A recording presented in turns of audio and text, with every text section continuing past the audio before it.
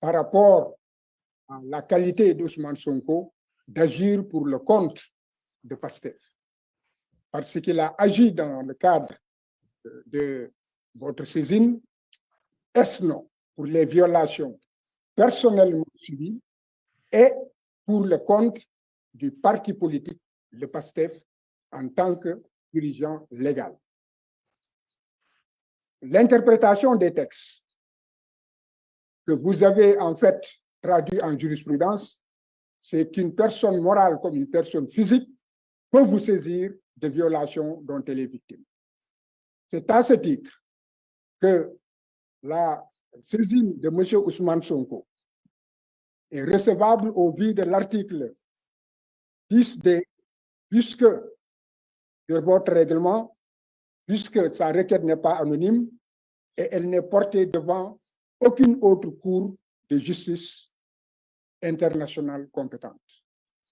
Il en est de même pour le parti, le PASTEF. Vous avez dans le dossier tous les documents attestant de ce que c'est un parti régulièrement constitué et reconnu par l'État du Sénégal. Et c'est un parti qui mène des activités régulières, qui a des droits démocratiques et des libertés politiques à exercer. Ces violations ont été exposées. Monsieur le Président, jamais, je dirais, dans l'histoire politique des États en Afrique, un opposant politique, d'après les indépendances, a été autant persécuté, brimé, violenté et privé de ses droits essentiels de l'homme.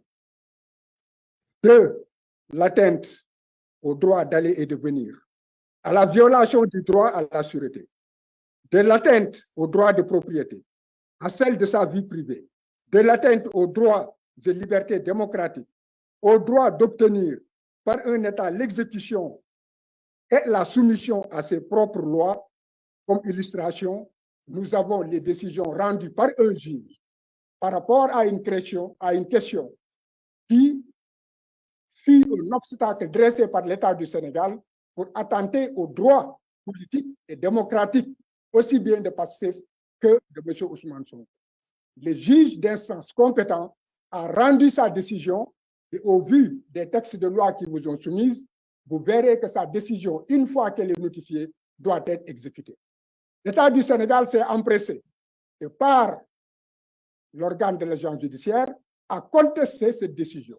Je ne reviendrai pas sur d'autres aspects qui n'honorent pas, en fait, la justice, notamment les autorités par rapport à des remarques faites à un juge simplement impartial et indépendant qui a appliqué la règle du droit. Par ailleurs, l'article 47, paragraphe 4, toujours du Code électoral, font comprendre dans sa lecture que les décisions ne doivent pas attendre et qu'elles doivent être immédiatement exécutées au vu de l'urgence et au vu des échéances fixées par le Code électoral. Alors, la Sénat, la Commission électorale nationale autonome, mon confrère vous l'a dit, je n'y reviendrai pas.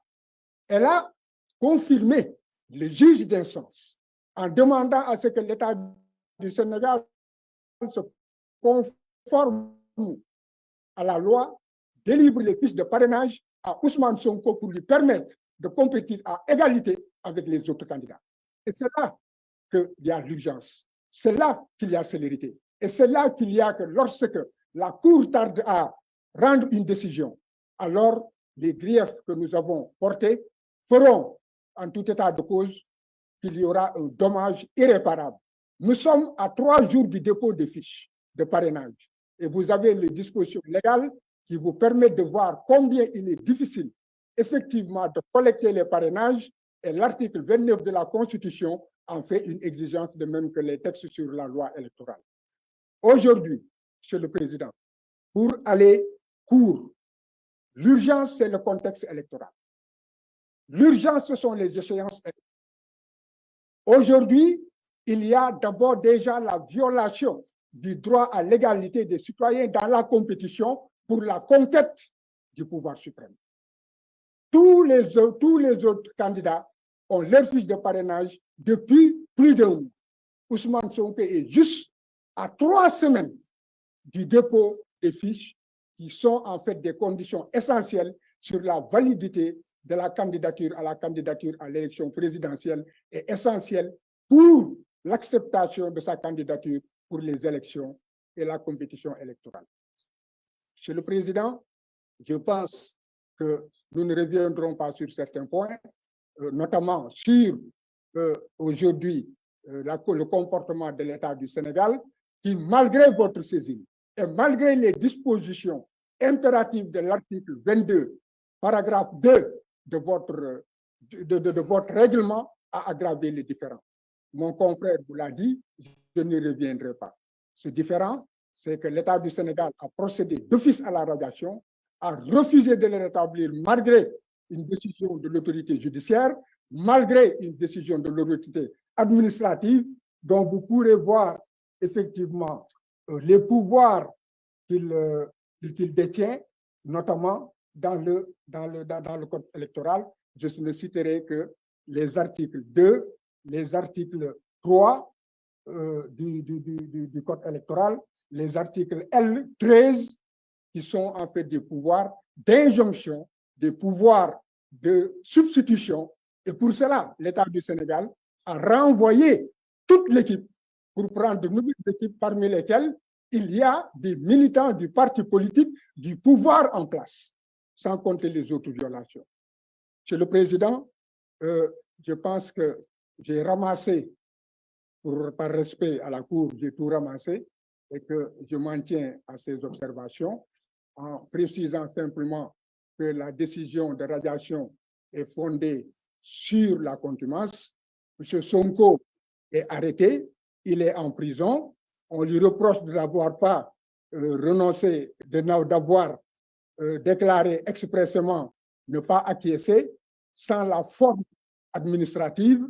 Nous avons ici des documents que nous vous avons transmis qui prouvent que non seulement par le biais de son avocat, il y a une transcription régulière au greffe du tribunal, mais encore par la voie hiérarchique, vous avez la correspondance de la directrice de la prison qui a dit qu'elle a transmis au procureur de la République compétent et au greffe compétent pour leur faire signifier que M.